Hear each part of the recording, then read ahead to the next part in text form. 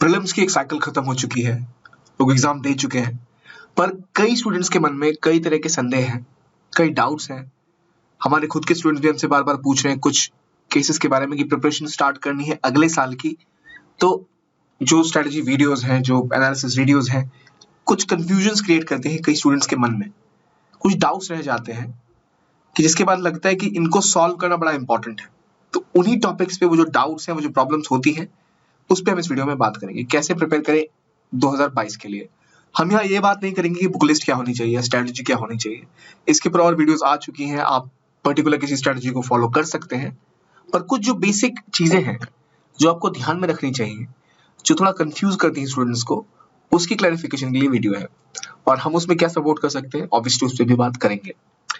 अब जैसे एक इंपॉर्टेंट कॉन्सेप्ट है कि आप अगले साल की प्रिपरेशन करना स्टार्ट कर रहे हैं, आप एक सोचेंगे आपकी एक स्ट्रेटजी होगी जिसको आप फॉलो करेंगे।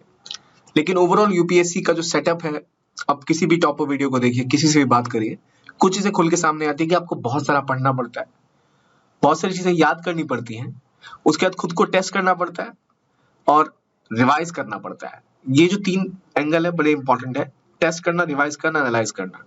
पूरे पेपर में ये सिर्फ आपकी प्रिपरेशन के साथ नहीं होता, आपकी लाइफ के साथ भी हो जाता है कि आप खुद को भी टेस्ट करते हैं, खुद की कुछ चीजों में बदलाव करते हैं जो आपको लगता है सूटेड नहीं है प्रिपरेशन को लेके, लेकिन अक्सर वो काम कर नहीं पाता। जैसे आपको लगा कि चलो मैंने एक ऑप्शन ले लिया, आपने ऑप्शन उठाया, आपको समझ नहीं आ रहा अचानक 1 महीने बाद, फिर आपको डाउट आ जाता है कि ये तो गलती कर दी, किसी को बहुत ज्यादा नंबर आ गए, उसको देख के मैंने फॉलो कर लिया था।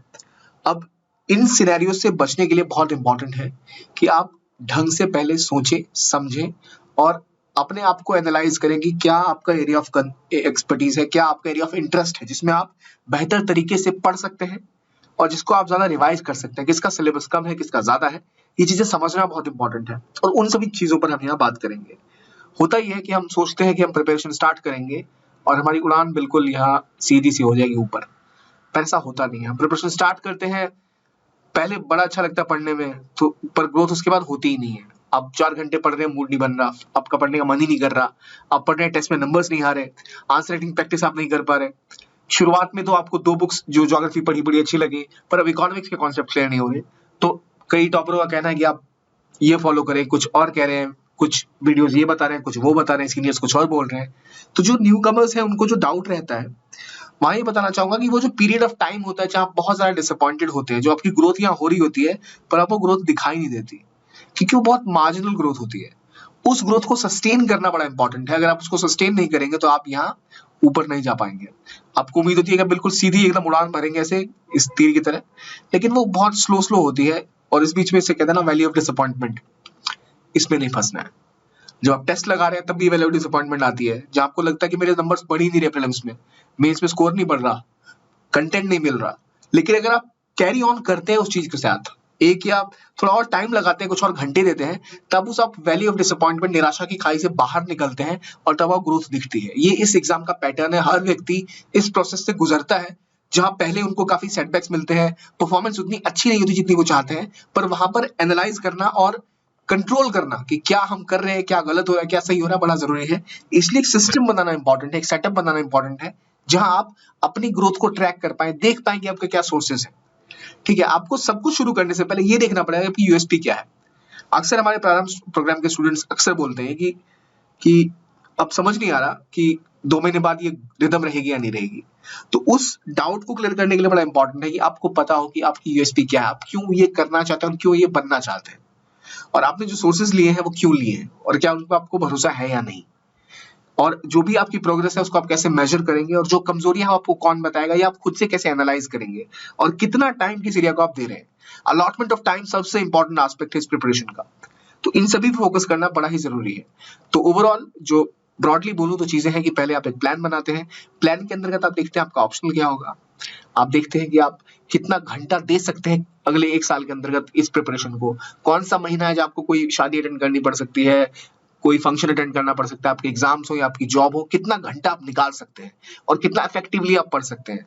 उस हिसाब से आप प्रोसेस बनाते हैं कि चलो भाई मैं इतने घंटे सब्जेक्ट देने वाली हूँ, इतने घंटे ये पढ़ने वाली हूँ। उसके बाद आप आगे बढ़ते हैं, फिर अपने लिए वो एनवायरनमेंट क्रिएट करते हैं। उसके लिए आप कोई कोचिंग ज्वाइन करें, टेस्ट सीरीज ज्वाइन करें, या आप खुद के लिए अपने कमरे को कुछ इस तरह से बनाएं या कुछ ऐसा सेटअप करें ताकि आपको पता रहे, अच्छा ये आज इतने बजे ये पढ़ना है, उसके बाद मैं इसको यहाँ लिखने वाला हूँ, उसके बाद आप जाके उस सिस्टम को एग्जीक्यूट करते हैं। सिस्टम फॉलो करेंगे जो आपने बनाया है, अपने सोर्सेस को ट्रस्ट करेंगे, तभी जाके आपके नंबर्स आएंगे, आप इंप्रूव करेंगे।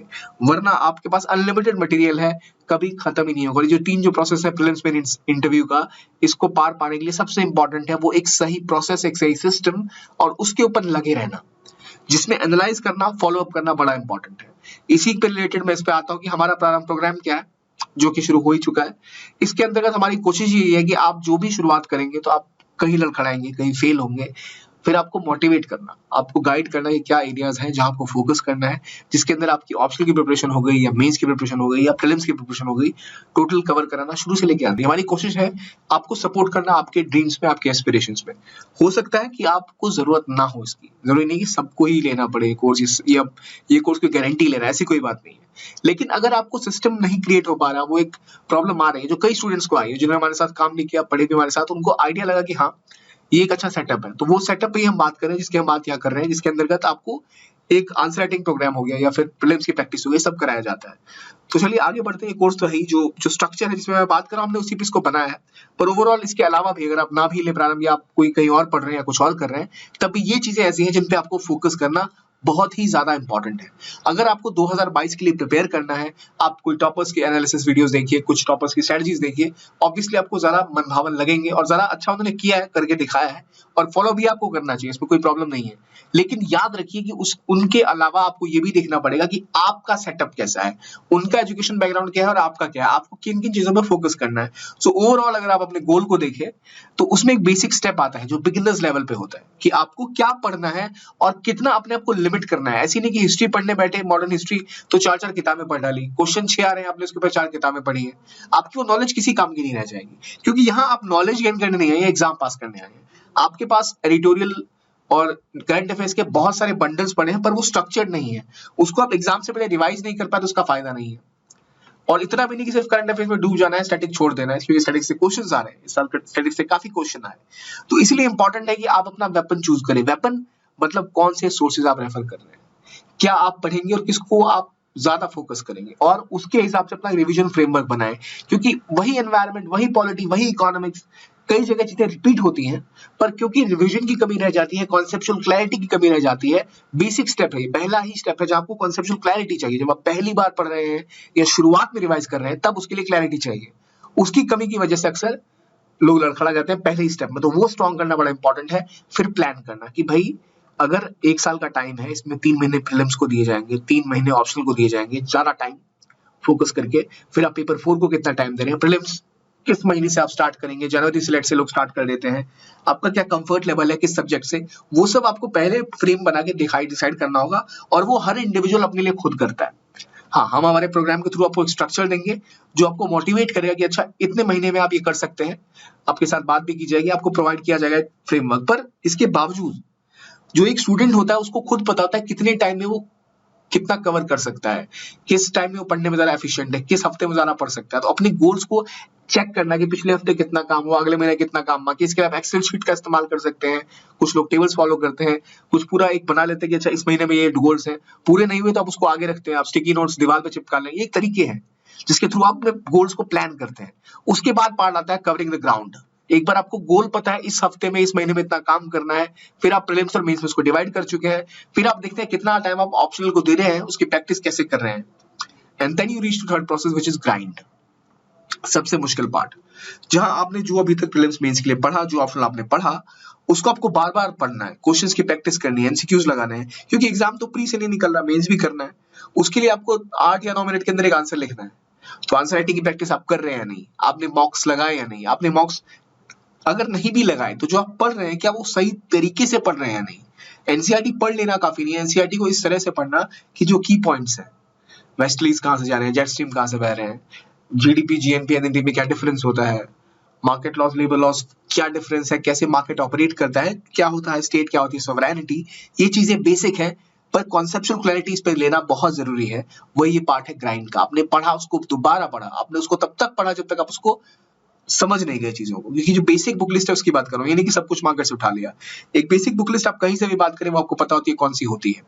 देन वही रिवाइज एंड प्रैक्टिस, ये एरिया बड़ा ही इंपॉर्टेंट है और इसीलिए हमने जो अपनी सीरीज भी लॉन्च करी है उनमें हम बार बार कोशिश करते हैं कि आप प्रिपेयर करें 1 साल के लिए, तो आपको प्रॉपरली टाइमली टेस्ट हो, टाइमली आप उसमें समय बिताएं और टाइमली प्रिपेयर करें। ये फोकस हमारा रहा है और जरूरी नहीं कि आप इसके लिए हमारा प्रोग्राम ही ज्वाइन करें।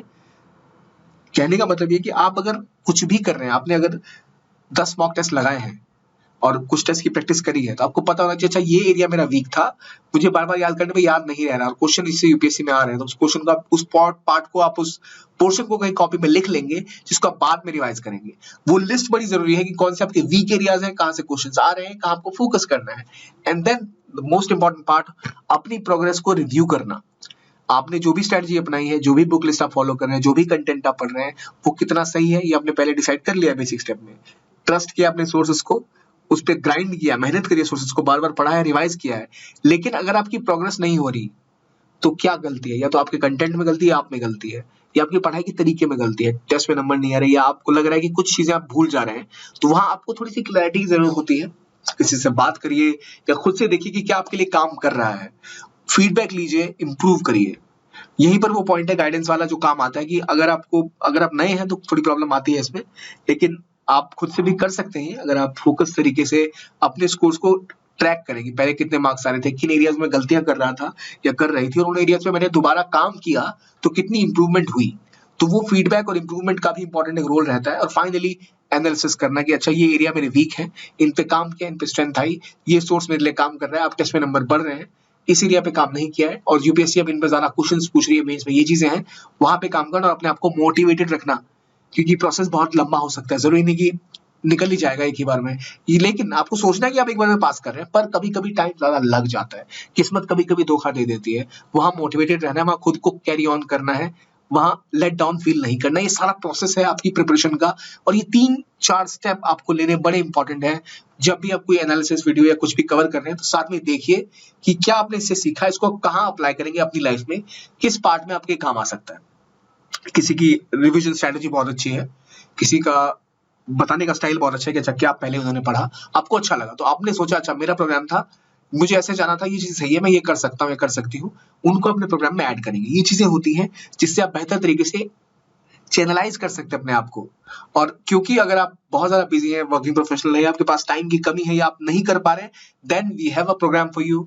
प्रारंभ पूरा उसी को फोकस करता है, फ्रॉम रूट टू पिनाकल। हम पूरी कोशिश करते हैं कि जहां जहां आपको हेल्प की जा सके, जहां जहां आपको सपोर्ट दिया जा सके, चाहे एनालिसिस का पार्ट हो, चाहे आपको इंपॉर्टेंट कंटेंट की बात हो, जो भी कैजुअल वीडियोस हो, या जो भी हम फ्री इनिशिएटिव्स तो लाते हैं जिनका फायदा आप उठा सकते हैं, जो आपको हिंदी सिंप्लीफाई करके देते हैं, इंडियन एक्सप्रेस सिंप्लीफाई करके देते हैं, प्रीलिम सिंप्लीफाई करके देते हैं, उड़ान सीरीज है, चीजें सिंप्लीफाई कर देती है। पर प्रारंभ एक ऐसा ऑप्शन है जहां आपको इंडिविजुअली फोकस हम करने की कोशिश करते हैं, जो अदरवाइज भी आप कर सकते हैं।